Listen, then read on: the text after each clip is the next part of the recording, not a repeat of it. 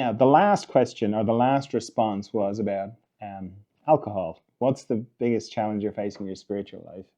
At the moment, alcohol. I asked them to elaborate. They didn't, and they didn't. Well, I don't know if they didn't mean to, but I mean, alcohol is a kind of a spectrum. You know, it can be everything from, oh, I find it hard to meditate when I have alcohol. Cat on the table again. To I am in full blown alcohol addiction and I'm in trouble, and everything in between. So I used to drink. I used to drink lots. I loved it. It was fantastic. It was the best. And it did interfere with my spiritual life. And the old saying of there's truth in cups, that was also true, meaning people are honest when they're drunk. That's true as well. So I discovered things about myself through being very drunk. But eventually, like many things, I reached the end of it. And it was a feeling of, okay, I've had enough now. Now, before you think I have fantastic discipline, uh, mostly it was because physiologically my body changed. So if I had one drink, I would wake up the next morning and have the hangover of someone who'd had five drinks. So if I had two, it would be 10. So it just became Pavlovian. I started to kind of like, no, I don't want to feel like that in the morning. So that was my body, I think, helping me out to let it go. And it's quite difficult to, like, I had to kind of relearn because certainly in Ireland, alcohol is it's a big part of the culture. People go and they go drinking, and I've found there's a kind of an energetic thing that happens in a group of people when they're drinking and they're all drinking together. They kind of all get a little bit drunk together. And if you're not drinking, then you're a bit out of step with them, and you sort of notice them.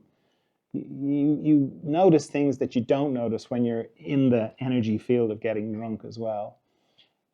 So it's that I found that hard to navigate, to just get used to being around people at like at a dinner party or something like that, and everybody's having wine, and it's just, and you're just not in that. You're not in the same thing, and like when I used to drink with people, I never noticed what they were like when they were drunk, because I was drunk too. We were in it together. Whereas when you don't drink, it's really obvious. They're like, wow, okay, they get really opinionated when they're drunk, or they think everything they say is really interesting, and it's kind of not. It's sort of interesting, but it's not as interesting as they think it is, and so on and so forth. This person gets very maudlin, they're always got their arm around me when they get a bit drunk, and you kind of know it's a lot of it is the alcohol, and then the more that they drink, the more their brain kind of shrinks back into their reptilian brain. And me too, I was exactly the same. But I can remember having a pint of Guinness one time and then meditating straight away. And that was quite illuminating, because it was like a big black fog on the inside. Now you could say, well, you have your eyes closed, isn't it black in there anyway? And you go, yeah, but it was more black. It was blacker. It was hard to describe, but it was just one pint, so I wasn't drunk enough to I wasn't drunk at all really, um, to notice, wow, this has had a big effect in my inner landscape. But I think, like most things, uh, start seeing that it's getting in the way is the beginning of a change, a beginning of it changing. So if you're starting to kind of go, oh, this is a problem, whether it's cigarettes, whether it's drugs, whether it's sex, whether it's alcohol, whether it's cake, whether it's online shopping, whether it's sport, doesn't matter. If you kind of can see, oh, I'm using this to cover something, just seeing that is the beginning of it changing. And if you kind of go, that's it now, I'm not drinking anymore, I'm never drinking again, I found that never worked for me. It felt good to say it, and I really wanted to believe it was true, but it didn't really work. What did work was just consciousness, just kind of observing and going, okay, yeah, that's covering something, or that's making it harder to be